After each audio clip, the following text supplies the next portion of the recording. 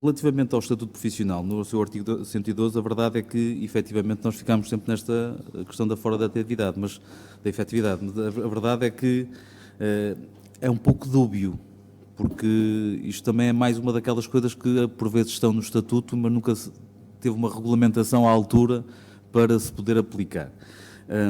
Por isso, aquilo que me parece pertinente aqui dizer, e tendo em conta aquilo que os senhores deputados abordaram, e que foi quase unânime, aqui a questão não se pode colocar na abertura dos concursos, porque, aliás, podem ser abertos concursos todos os meses. Aqui é a alimentação desses concursos. O que é que alimenta esses concursos?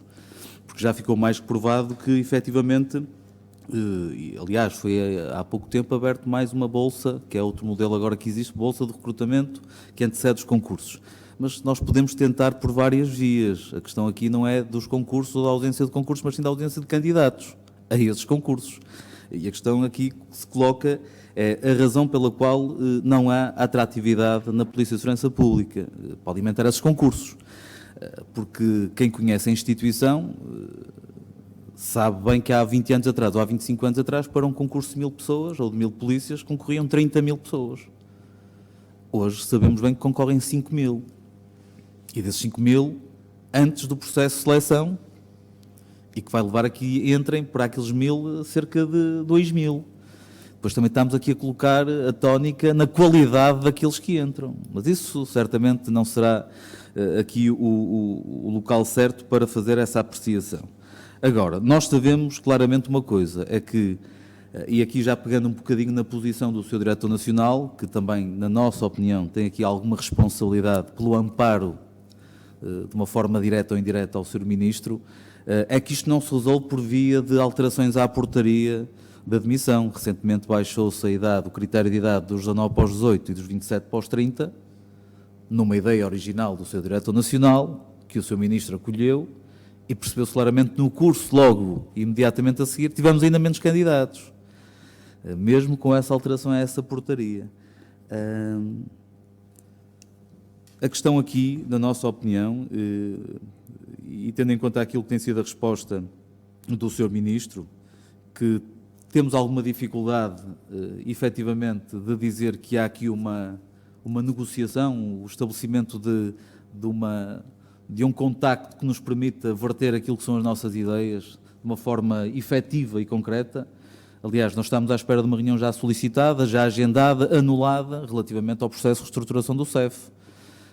Queríamos saber quais são os impactos que a PSP vai ter com as novas missões do CEF, até tendo em conta esta realidade.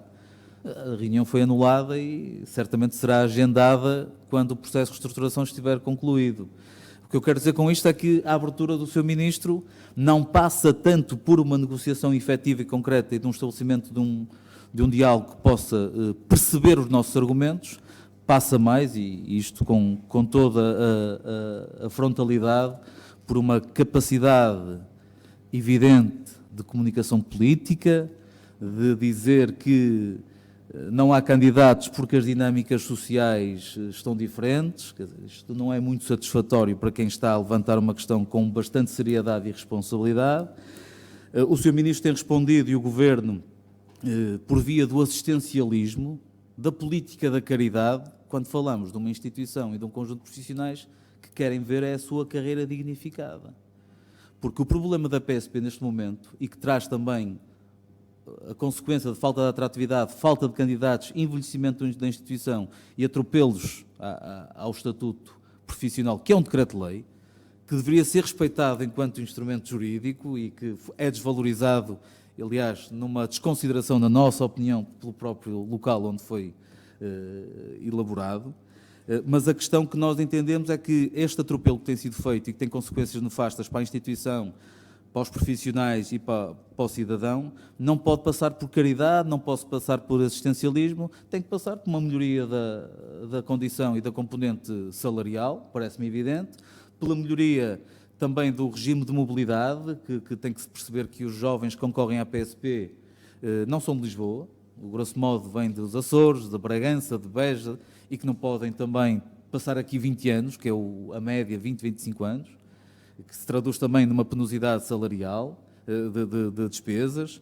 Por isso, não é por aqui, por esta via, que o Sr. Ministro tem investido na caridade, no assistencialismo, deturpando um pouco aquilo que é isto e o que deveria ser uma melhoria, uma dignificação salarial.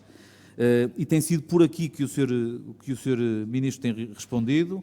Também, já para responder também relativamente à postura do Sr. Diretor Nacional, não sei aquilo que tem sido estabelecido em termos de contactos entre os dois, porque me parece que este amparo constante da Direção Nacional, com ideias de alterações à portaria de admissão, com os resultados que teve, com esta velha máxima já da década de 80 e que apenas penaliza o cidadão, que é com o encerramento de esquadras, como se o encerramento de esquadras, que em alguns casos até pode ser interessante, mas não leva a que a idade, que a média de idade baixe, que as pessoas deixem de envelhecer, não é por aí. Ter aqui 50 pessoas num espaço ou ter 50 pessoas em 3 espaços não faz com que efetivamente haja aqui uma reorganização como se pretende do efetivo policial. Por isso, nós acreditamos que a única forma de resolver isto, mantendo a abertura de concursos, e nós estamos disponíveis para arranjar aqui uma fase de transição com o Sr. Ministro, com o Governo, de perceber se em 2 em 3 anos temos capacidade de perceber a realidade e dar respostas concretas e cabais. Passa também pela melhoria das condições de trabalho e à pergunta que me foi feita, quantos polícias faltam?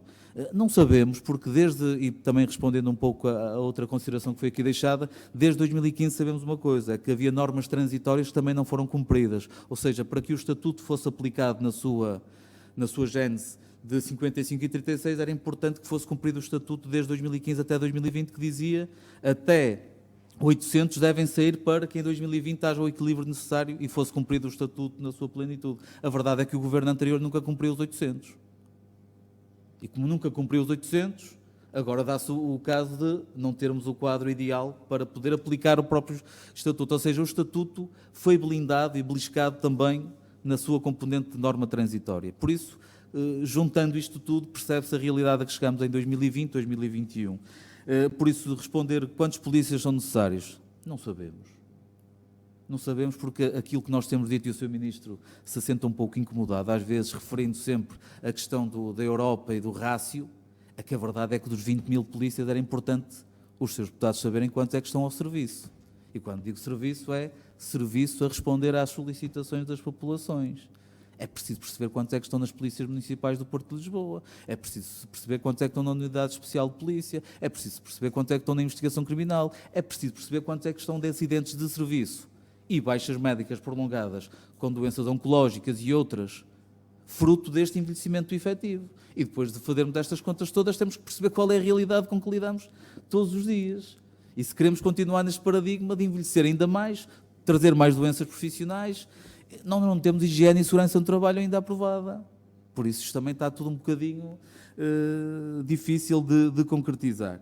Relativamente àquilo ainda que tem sido a posição do seu Diretor Nacional, o Diretor Nacional também não pode fazer muito mais com isto, não é? Porque, aliás, nós temos outro tipo de questões no nosso Estatuto também não estão a ser cumpridas porque, de facto, se formos a cumprimento a outra norma que está estabelecida de que um polícia com mais de 55 anos pode pedir para não trabalhar de noites, bem, mas se assim for, Chaves fecha. Porque a média de idade em Chaves é tudo acima dos 55. Se todos meterem um papel, não há polícia de Chaves. Nós temos que perceber esta realidade e temos que nos debruçar sobre esta realidade. Não é sobre aquilo que o Sr. Ministro diz, de que umas senhas de refeição na faculdade, como se o Sr. Ministro soubesse o que é almoçar numa faculdade, em 30 minutos. E há cidades que não têm faculdades, então esses não almoçam. Esta política dos quartos, como se os polícias que estão no Porto há 20 anos já a trabalhar os quartos de resolver-se, também não é por aí. Por isso, para finalizar, dizer que nós viemos alertar ao Parlamento, aos seus deputados, para uma realidade que está em cima da mesa, está colocada e vai ser agravada durante este ano de 2023, com maior vigor em 2024, porque temos os números daqueles que fazem 60 anos ou que atingem o limite de idade durante este ano e receamos que já circula pelos bastidores, de forma informal, que haja aqui uma tentativa de se alargar um pouco mais a idade para os 62, de uma forma, aliás, que não sabemos bem como é que será processada, mas acreditamos que esta questão, se acontecer, vai ainda prejudicar mais os polícias, os profissionais de polícia, vai ainda continuar a agudizar a pouca capacidade que já temos em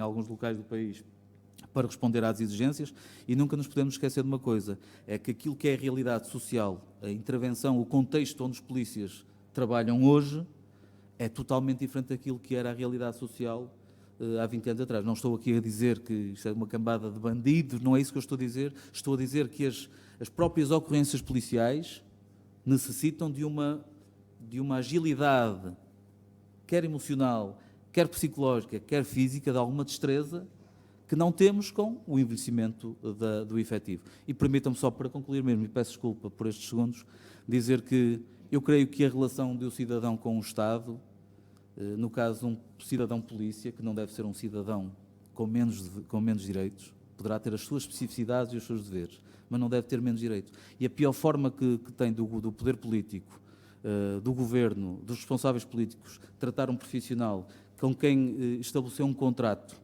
e que ao meio do jogo lhe vem dizer que aquele contrato que foi assinado fica sem efeito ao fim de 35, 40 anos de serviço, é algo que faz moça. Isto é perceptível quem visita as esquadras, quem fala com os profissionais de polícia, quem já é avô e prometeu ao neto que quando fizesse os 56 ou 57 ia para a aldeia para começar a acompanhar na educação dos netos, é um pouco desmotivante, por isso é que a instituição está como está. Muito obrigado e peço desculpa pelo alongamento. Muito obrigada, muito obrigada. Agradecer então mais uma vez a vossa vinda aqui. Eu acho que os senhores deputados todos também tomaram aqui boa nota daquilo que são as vossas reivindicações antigas, não é? Sendo competência da 10ª Comissão ou da 1ª Comissão, eu penso que a carta chegará a Garcia, como disse o senhor deputado, pelo menos assim o esperamos, portanto agradecer-vos mais uma vez a vossa vinda e desejar-vos um bom dia de trabalho.